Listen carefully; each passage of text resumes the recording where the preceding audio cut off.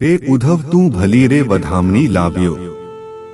जब कोई प्रियतम से लंबे समय से बिछुड़ा हो, किसी को किसी से लगाव है, भाई को भाई से लगाव है, मित्र को मित्र से लगाव है, पति का पत्नी से लगाव है, जब उसकी पाती मिलती है, उसका संदेश मिलता है तो मन में बहुत खुशी होती है। गोपियों को जब पता चला कि हमारे कन्हैया का संदेशवाहक आया है, पाती भी लेकर आया है, तो जिस तरह से नदी में डूबे हुए को तिनके का सहारा मिल जाता है, गोपियों को भी लगा था कि संदेशवाहक हमारे लिए जीवन का एक स्रोत बनकर आया है। मिहिरराज भी 4 साल से बाट देख रहे हैं कि सद्गुरु महाराज कब मुझे बुलाएं और कब मैं उनके चरणों में जाऊं। कोई संदेश नहीं आ रहा है। अचानक जब बालबाई आती हैं, तो कहती हैं कि सद्गुरु महाराज तुम्हें बुला रहे हैं। मिहिरराज, क्या तुम चलने के लिए तैयार नहीं हो? इंद्रावती जी की आत्मा उसी को कहती है। हे उद्धव तू भली रे वधामनी लाव्यो। बहुत अच्छा हुआ बालबाई जी की आप खुशी का संदेशा लेकर आई हैं कि सद्गुरु महाराज मुझे बुला रहे हैं। हमारे काजे सूली ने सानसियो लई आव्यो। लेकिन गोपियां कहती हैं, हे उद्धव, तू हमारे कन्हैया का संदेश तो जरूर लाया है, लेकिन तुम्हारी विचारधारा निराकारवादी है। तुम कहते हो कि कन्हैया को भूल जाओ। परमात्मा निर्गुण है, निराकार है, अनंत है, अभेद है, और उसे पाने के लिए तुम योग समाधि में अपने मन को लगा। तो हम कहां से मन को लगाएं? मन न भये 10-20 ए उधो, मन न भये 10-20। एक हुतो सो गयो श्याम संग को अवराधे ईश। हे उद्धव, मन 10-20 नहीं होते। हमारा तो एक ही मन है जो कन्हैया के साथ चला गया। हम कहां से समाधि लगाएंगी? तुम जो श्री कृष्ण को छोड़ने के लिए कहते हो, तो यह हमारे लिए सूली ने सानसियों में लई आव्यो। तुमने फांसी की रस्सी के समान मांस नोचने वाली बात कह दी है।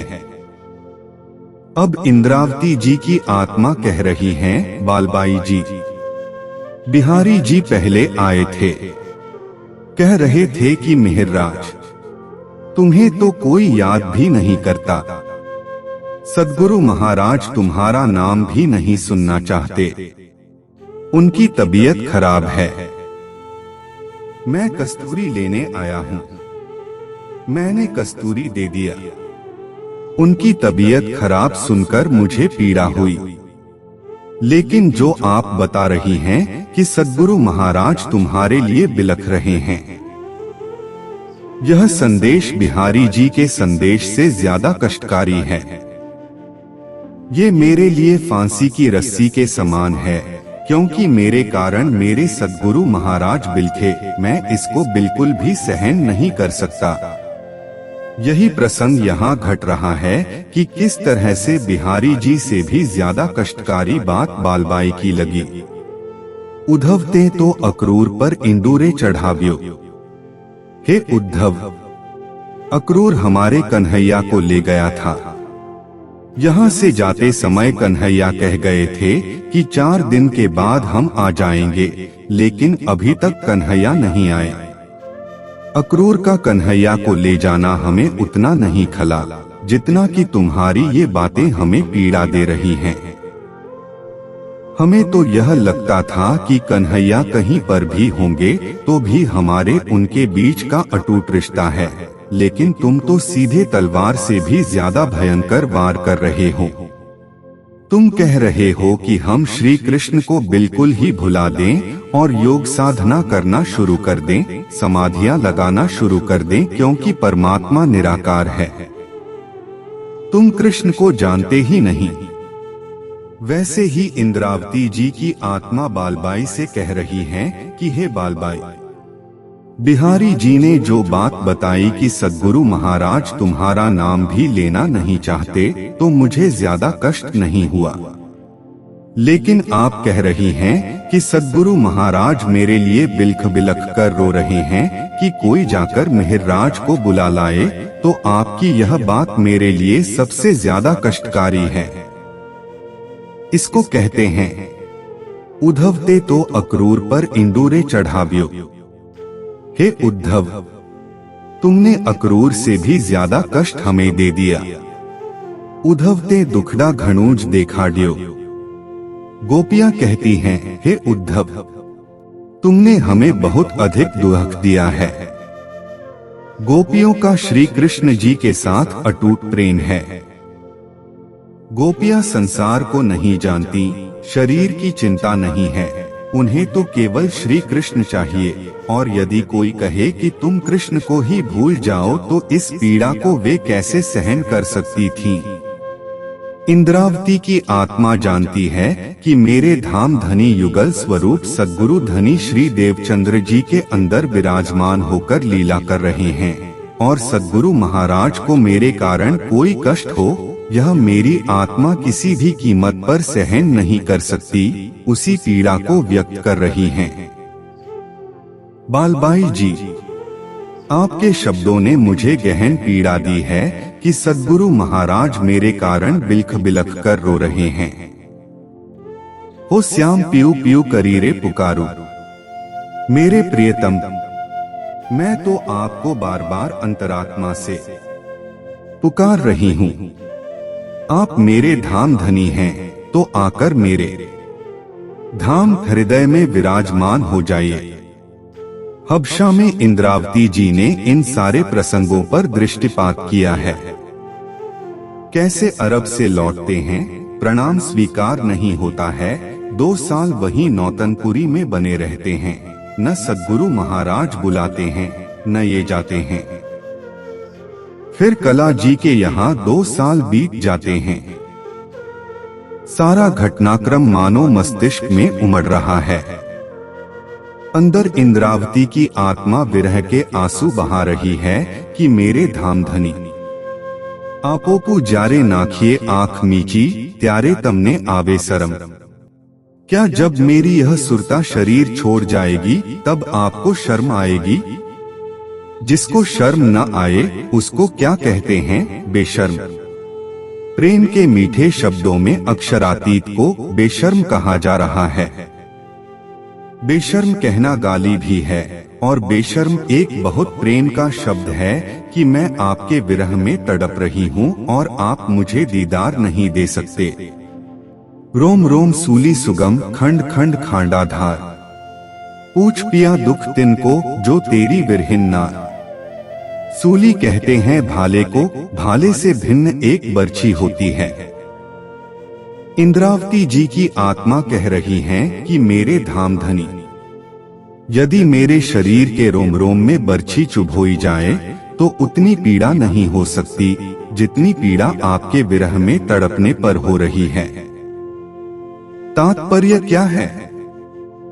यह विरह हमें संसार से हटाकर धनी की तरफ ले जा रहा है।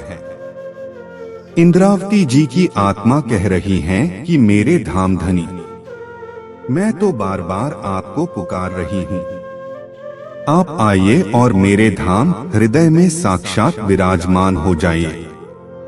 यदि हम षट्ऋतु की वाणी को गहराई से आत्मसात करें तो ज्ञान की शुष्कता समाप्त हो जाती है, संसार की आसक्ति भी समाप्त हो जाती है। केवल ऐसा लगता है कि मेरा प्रियतम मेरी आंखों के सामने ही बना रहे। पे उधवड़ा तू एटलू जान निर्धार। अब गोपियां उद्धव को फटकार रही हैं कि रे उद्धव, रे तुम इस बात को अच्छी तरह से समझ जाओ। अब इंद्रावती जी की आत्मा बालबाई जी को संबोधित करते हुए कहती हैं कि हे बालबाई जी, आप इस बात को अच्छी तरह से समझ जाइए। उद्धव तूने नथी रे बीक करता। गोपियां कहती हैं कि हे उद्धव, तुझे परमात्मा का नाम मात्र भी डर नहीं है। तू जो हमको कन्हैया से अलग तू कर रहा है, तुझे डर नहीं है कि किसी विरहिणी को उसके प्रेमी से अलग करने का परिणाम क्या होता है। इंद्रावती जी की आत्मा कहती है कि बालबाई जी, आपको जरा भी अपने गुनाहों का डर नहीं है। पहले तो आपने चुगली लगाई कि मैंने कान्हाजी भाई का सारा धन हड़प कर लिया। विशेष सफलता नहीं मिली तो आपने पुनः चुगली कर दी कि सद्गुरु महाराज, यदि आपने प्रणाम स्वीकार कर लिया तो मैं आत्महत्या कर लूंगी। इसके पश्चात भी आपको संतोष नहीं हुआ तो आपने गादीवाद का सिद्धांत प्रस्तुत कर दिया कि सद्गुरु के पश्चात उनके पुत्र को ही गादी का अधिकार होता है। इस प्रकार आपको अपने अपराधों का कोई प्रायश्चित नहीं है। एनी मते पामीस नहीं तू पा। आपका मन चंचल है। क्षण भर में आप नाराज हो जाती हैं तथा क्षण भर में आप खुश भी हो जाती हैं। जब मैं अरब से आ रहा था तो बिहारी जी और गांगजी भाई के बेटे के बहकावे में आपके मन में संशय पैदा हो गया कि मैंने धन ले लिया है। उसमें आपको सफलता नहीं मिली तो आपने सद्गुरु महाराज पर दबाव दे दिया कि प्रणाम स्वीकार नहीं करना, और इसके पश्चात उससे भी आपको संतोष नहीं मिला।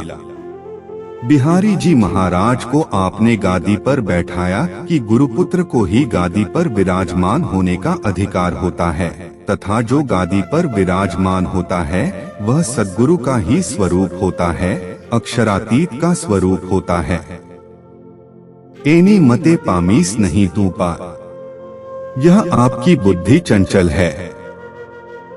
आपने जो गादीवाद का सिद्धांत थोपा है वंशवाद के आधार पर, इस बुद्धि से आप इस भवसागर से पार नहीं पाओगी।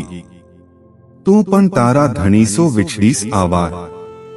गोपियां कह रही हैं कि हे उद्धव, यह जो तुम बार बार निराकारवाद योग का ज्ञान बघार रहे हो, इससे तो तुम भी भवसागर से पार नहीं उतरोगे। योग का उपदेश देकर हमारे घावों पर तुम नमक छिड़क रहे हो। हम गोपियां भी कह रही हैं कि उद्धव, तुम भी प्रेम रस से दूर रहोगे। अब इसको इंद्रावती जी क्या कह रही हैं? हे बालबाई जी, आपने पहले मुझे सद्गुरु महाराज के चरणों से दूर किया, बिहारी जी महाराज को गादी पर बैठाया। लेकिन मैं यह भी बात कहती हूँ कि सद्गुरु महाराज न तो उस गादी में बैठे हैं, न बिहारी जी महाराज के अंदर बैठे हैं, और उनका अनुसरण करके आप भी अपने धनी से अलग हो जाओगी, क्योंकि सद्गुरु महाराज बिहारी जी के अंदर बैठे ही नहीं। और यदि आप सोचती हैं कि बिहार जी के पीछे लगने से सद्गुरु धनी श्री देवचंद्र जी का दर्शन हो जाएगा, तो यह कभी भी संभव नहीं है। व्रज में जो घटनाएं हुई हैं, जागनी ब्रह्मांड के संदर्भ में वही बातें घटित हो रही हैं। इंद्रावती जी की आत्मा कह रही है, हो श्याम पियू पियू करीरे पुकारू, मेरे धाम धनी, आप मेरे धाम हृदय में विराजमान हो जाइए। प्रेम प्रणाम जी सुंदर साथ जी। अगला भाग हम अगले एपिसोड में सुनेंगे। प्रणाम जी।